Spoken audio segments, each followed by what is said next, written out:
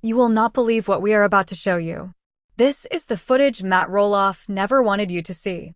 The moment the dream died. Today, we are pulling back the curtain on the most shocking, devastating day in the history of Roloff Farms. This isn't just an auction. This is an execution. And you are witnessing it live. Before we dive into the heartbreaking details, if you are fascinated by the brutal truth behind reality TV empires, make sure you smash that like button and subscribe right now. We are the only channel with inside sources on the ground, bringing you the unfiltered story of the Roloff downfall. Stay until the end, because what we uncover in the final minutes will change everything you thought you knew about this family's fortune. This is the final gavel, the $3 million liquidation of Roloff Farms. Going once, going twice, sold. The sound of the gavel hitting the podium echoes across the Helvetia Hills. But today, it does not sound like business. It sounds like a funeral bell. Everything must go. The pirate ship where the grandchildren played. The western town that hosted thousands of fans, the tractors, the wagons, even the custom mule that gave Matt Roloff his freedom. The toys that defined a generation of reality television are on the chopping block today, and there is absolutely nothing Matt can do to stop it. This is the end of an era. Because Matt Roloff could not pay what he owed to Amy in cash, the court has ordered a fire sale liquidation of every single non-essential asset remaining on Roloff Farms. It is a humiliating, public day for the man who built this kingdom from the ground up, as strangers outbid each other for his own creations, picking over the carcass of his legacy, piece by piece.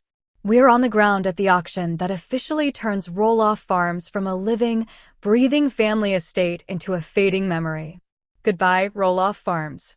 The silence that usually hangs over the farm in the off-season has been replaced by the chaotic, rapid-fire chant of the auctioneer and the rumble of heavy machinery loading history onto flatbed trucks.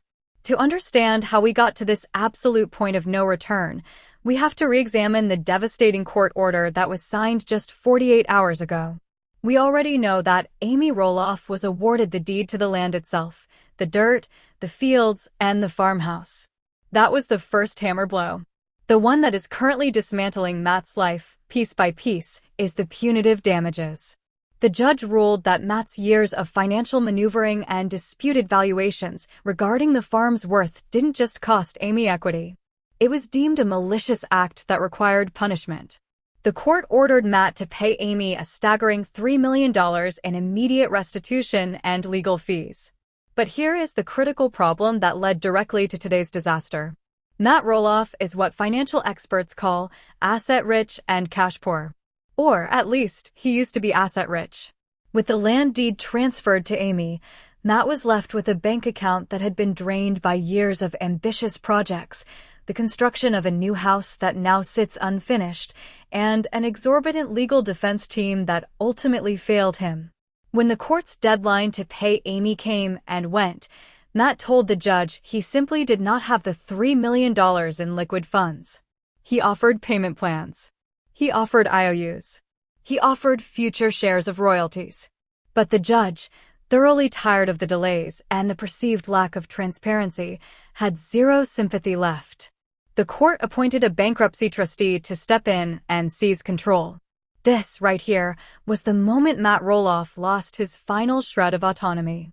A trustee is not a family member you can negotiate with or a television producer you can charm.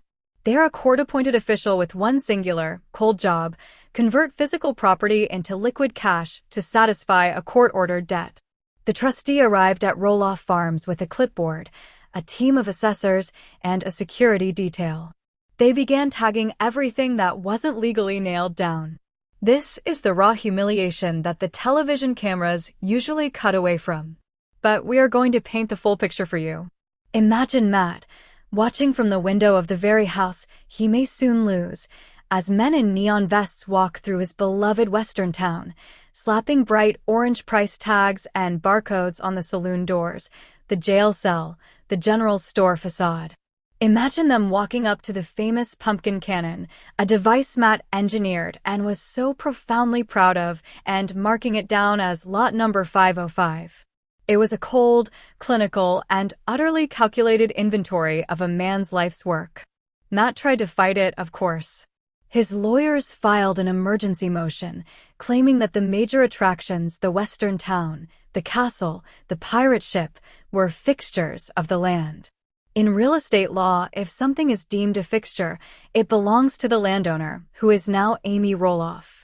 If Matt could successfully prove they were permanent fixtures, they would be untouchable by the trustee and could not be sold off to pay his personal debt. But this last-ditch legal strategy failed in the most spectacular and public way possible. The judge reviewed old construction permits, blueprints, and even episodes of the show itself. The ruling was brutal. Because these structures were built as temporary attractions, constructed without permanent foundations, designed to be modified seasonally for the pumpkin patch, they were officially classified as movable assets. They were personal property. And since they were in Matt's name, they could be legally seized and sold to pay his bills. This ruling was the final nail in the coffin. The trustee ordered an immediate, unreserved public auction. No minimum bids. No secret protections. Everything sells to the highest bidder until that $3 million goal is reached. And that decree brings us directly to this very morning. The atmosphere at the farm is palpably heavy. The sky is a deep, overcast Oregon gray, which feels poetically appropriate for the somber mood. Hundreds of people have gathered, transforming the quiet Helvetia property into a macabre carnival. The crowd is a strange mix of three distinct groups. First, you have the die-hard fans. They are here with tears in their eyes, clutching memorabilia they brought from home, hoping to buy a small piece of history, maybe a painted sign, a wagon wheel, a piece of fencing, something tangible to hold onto from the show they loved for nearly 2 decades. Then you have the professional buyers, local farmers, contractors, and demolition crews. They don't care about the TV show or the family drama. They are economic vultures circling a carcass, here for one reason only, to get cheap tractors, tools, generators, and lumber. They're here to profit from Matt's misery. And finally, you have the sheer onlookers, the curious neighbors and rubberneckers who have watched the Roloff saga unfold from their porches for decades and now want a front-row seat to see how it all ends. Matt Roloff is here. But he is not in charge. He is a spectator at the dissolution of his own world. He is standing near the periphery of the main auction area, leaning heavily on a cane, his face an unreadable mask. He is flanked by a son, Zach, who looks equally stunned, and a lone, weary-looking attorney who occasionally checks his phone. They are not bidding. They are just watching. The auctioneer, a man with a booming voice and a practiced, rhythmic cadence, stands on a makeshift platform overlooking the first major lot, the iconic pirate ship playground. All right, folks, let's start the day with a piece of television history. We have here lot number 1, the custom-built pirate ship, featured in countless episodes. This is a one-of-a-kind item. Do I hear an opening bid? 20,000? I have 20. Do I hear 25? 25 on the right. 30. 35. 40. The numbers climb, but they are not climbing fast enough. The trustee's assessor had given it a pre-sale valuation of nearly $80,000. The bidding stalls at $52,000. Going once at $52, twice. The gavel falls. Sold to bidder number 114 for $52,000. It is a massive loss. And it sets the tone for the entire day. The market is speaking, and it is saying that the magic of Roloff Farms, without the family and without the show, is just old wood and rusty metal. The auction moves with a ruthless, efficient pace. The trustee's goal is to liquidate, not to linger. Lot after lot crosses the block. The antique tractors Matt lovingly restored sell for a fraction of their worth to a scrappy farmer from a town over. The fleet of golf carts and utility vehicles, once buzzing with crew and family, are snapped up by a resort company. Then comes the western town. The trustee, in a shrewd move, decides to sell it in sections rather than as a whole. The facades are too fragile to move intact, so they are selling it as materials. The boardwalk planks, the decorative railings, the false front buildings are all sold piecemeal to DIY enthusiasts and set designers. A woman wins the bid for the entire jail structure for just $1,500.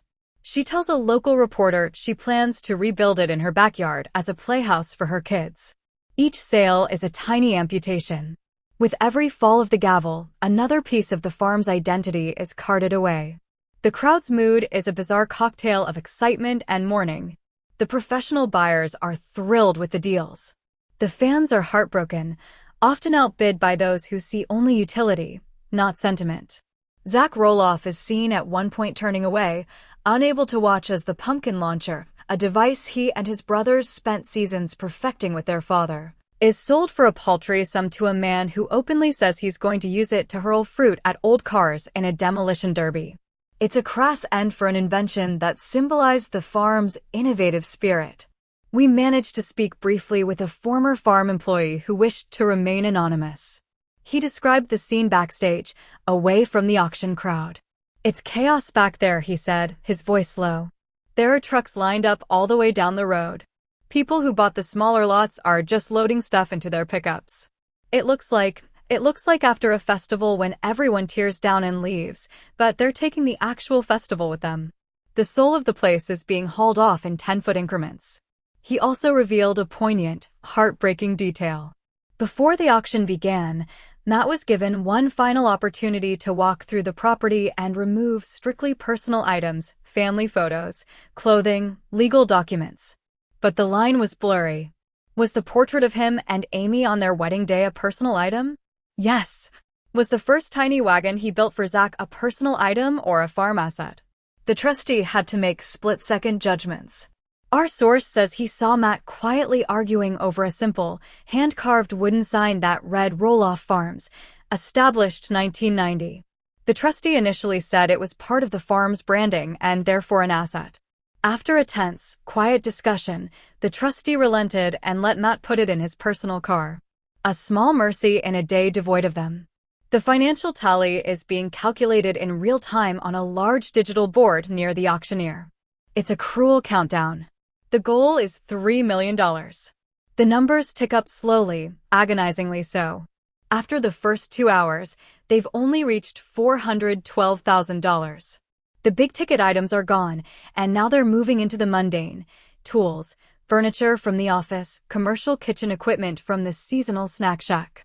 It becomes painfully clear that selling things, even famous things, will not reach the target. The auctioneer announces a brief pause. A murmur goes through the crowd. Has the court accepted this amount and called it quits? The hope is short-lived. The trustee and the auctioneer huddle, then return to the platform. The auctioneer clears his throat. "Ladies and gentlemen, we will now proceed to the next and most significant portion of today's sale. As authorized by the court, we will be auctioning the rights to certain intangible assets and remaining property interests." The crowd is confused. Matt Roloff, who had been sitting on a folding chair, stands up straight, his knuckles white on the head of his cane. This is the moment he feared. The liquidation is about to go deeper.